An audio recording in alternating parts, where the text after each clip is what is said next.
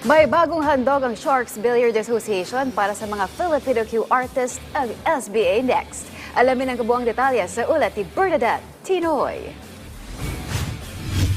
Formal na inilunsad ng Sharks Billiards Association o SBA ang SBA Next, isang off-season league na layong makadiskubre ng mga billiard players at hubugin ang kanilang galing sa pagsargo. Ilan sa kalidad na hinahanap ng mga team owners ang kakayahan ng mga manlalaro sa pagbilyar at composure dahil sa audience engagement o sharking na hatid ng SBA.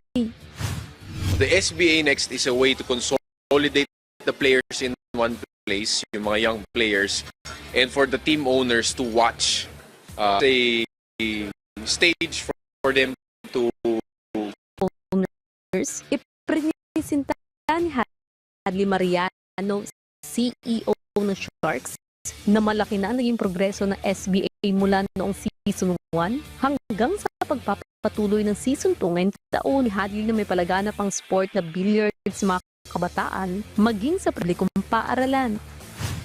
Nagulat ako, may 18 years old and above, 18 to 25 nood sa SBA, and it is a percentage ng audience. Yung market na yon, yung batang demographic, mahirap, daming social media na ngayon, maraming competition, pero natatamaan natin yung market na yan. I think possible yan dito lang sa Pilipinas kasi nga deeply ingrained ang bilyar sa kultura natin. Kabilang sa nagbigay suporta sa official launch ang decorated Filipino pool player na si Johan Chua. Anya magandang oportunidad para sa mga Pilipinong bilyarista ang magkaroon ng pagkakataon na may pamalas ang kanilang galing sa mga programa gaya ng SBA. Karoon ng ganitong event dito sa atin na nabigyan ng maraming chance yung mga kapwa ko player na magkaroon sila ng, di ba, hanap buhay na rin. And syempre, exposure na rin to sa kanila sa mga hindi pa nakapag-travel.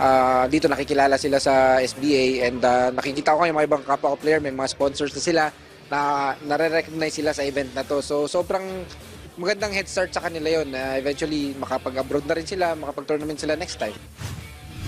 Samantala, kinumpirma rin ng SBA na ilalabas nila ang kabuang detalye sa SBA Next at SBA Official Hub sa kanilang social media pages. Bernadette Tinoy para sa Atletang Pilipino para sa Bagong Pilipinas.